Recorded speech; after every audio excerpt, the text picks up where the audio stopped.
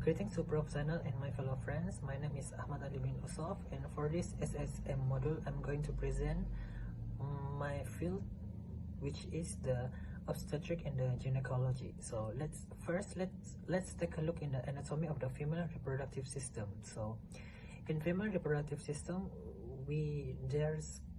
there are ovaries, fallopian tube, uterus, cervix, and vagina. So for the ovaries, ovaries is a small oval glands on the other side of the uterus, which is the long is 6 centimeter before menopause, and after menopause it will 2 centimeter long. So the function of the ovaries is to produce eggs, which is known as oocyte, and female hormone such as the estrogen and progesterone to regulate the ovarian and uterine cycle. So the next one is the fallopian tube that has a 4 part, which are the fimbriae, to capture egg from ovary, infundibulum, the funnel shaped opening, the ampulla, fertilization that usually occurs here, and the isthmus that connect the uterus to the fallopian tubes.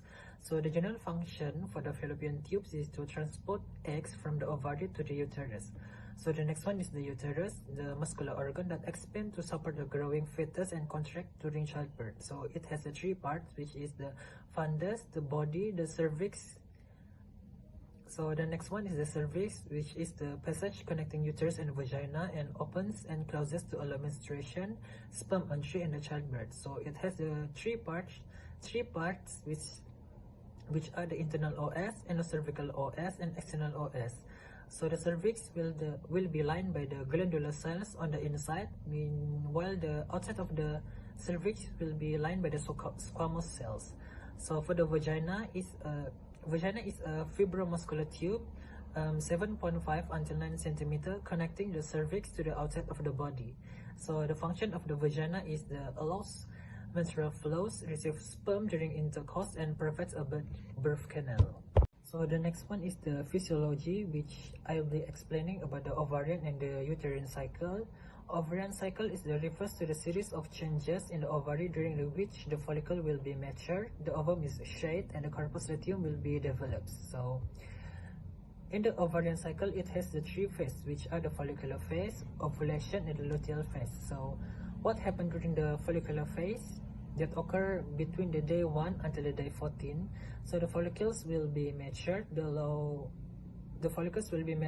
and the level of the estrogen and the progesterone will low, but increasing the level of the FSH and the LH.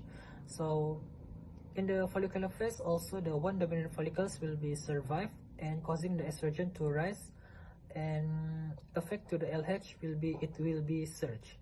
And also the granulosa cells will be express the LH receptor for the LH hormone to bind to it.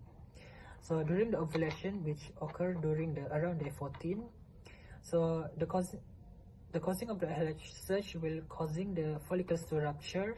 The oocyte will be released into the fallopian tube.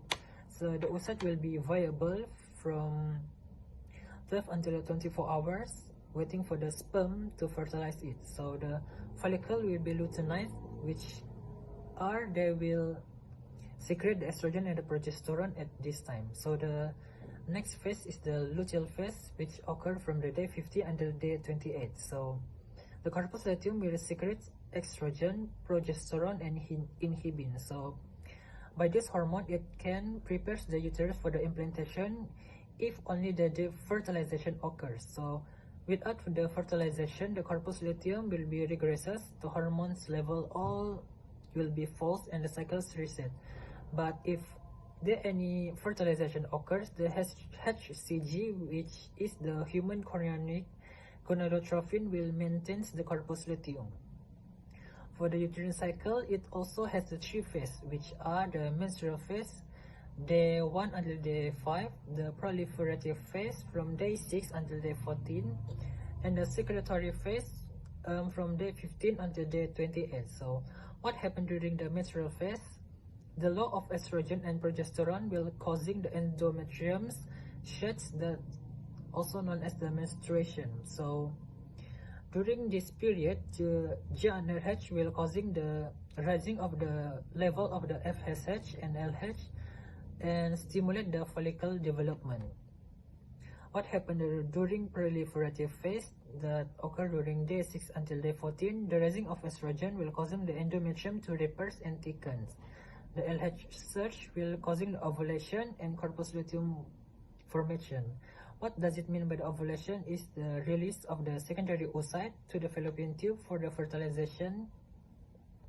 So the secretory phase, the progesterone and estrogen maintain thick endometrium. The endometrial glands will secrete the glycogen-rich fluid for the implantation if fertilization occurs. If there is no fertilization, the corpus luteum will be degenerate and hormone drop, and the cycle will So we'll be looking at the biochemistry, which is the hormonal regulation in the uterine and the ovarian cycle. So I'll be explaining the 5 hormones that involves in this cycle. So the first one is the gonadotropin releasing hormone, which is the GnRH.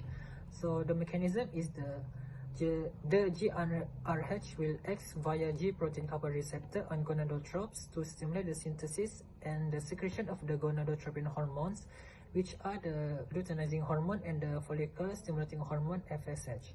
So the next one is the follicle stimulating hormone, the FSH. So the FSHR is the G protein couple receptor also that activates GCIs, initiating the intracellular signaling cascade, which will be involving the kinases and beta-arrestins, controlling the gene expression and the cell activities. So the next one is the luteinizing hormones, which is the LH. So the mechanism is the LH will bind to the LH or chorionic gonadotropin receptor, LHCGR, a protein G couple receptor, GPCR on the ovarian cell. So the next one is the progesterone. So the progesterone will bind to the intracellular progesterone receptor PRA or PRB to alter the gene transcription or to membrane bound MPRS for the faster effects, especially in the nervous system. So the last one is the estrogen. The estrogen will bind also to the intracellular estrogen receptors, whereby it will bind to the ER alpha or ER beta by acting as the transcription factors, either by binding DNA or influencing other factors to control the gene expression. So one of the common disease in this field is the endometriosis. So what is the endometriosis? Endometriosis is the condition where the tissue that is similar to the lining of the uterus will grow on the other parts of the female body. So some of the symptoms are very painful menstrual cramps, the abdominal or back pain during period or in between the period, the dyspareunia, infertility, or the stomach problem. So this endometriosis can be treated in the 3 ways, which are the hormone therapy that can be taken as a pills, shots, or nasal sprays. The second one is the laparoscopy, which the surgeon will make a small incision in the abdomen and they will insert a thin tube with a light and a camera. So in the other incision, they insert a small tools that can be removed endometrial tissues, the excision, or use intense heat to destroy the tissue, which is known as elevation. So the last one is the hysterectomy, which is the surgical procedure to remove the uterus if the endometriosis is very severe. So one of the advanced technology in the OB-GYN is the pre-implantation genetic testing, which is the PGT. So what is the PGT? PGT is a procedure during in vitro fertilization, IVF, to genetically screen the embryos for any chromosomal abnormalities or specific genetic condition before they are transferred to the uterus. So some of the benefits of the PGT are to boost the success rates of pregnancy and live births with IVF treatment. It also can reduce the rate of the miscarriage. Also, they can reduce the risk of the embryo inheriting a genetic disease.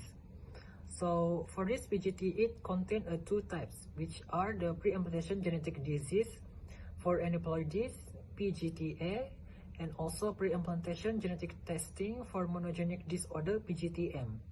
So by doing the PGTA, some of the disease we can be avoided. So the diseases are the Down syndrome, trisomy 21, the Edwards syndrome, trisomy 18, also the Turner syndrome, monosomy X. So by doing the PGTM, we can avoid common single gene disorders such as the thalassemia, Duchenne muscular dystrophy, Becker's muscular dystrophy, and also hemophilia A and B. So that's all from me. Thank you.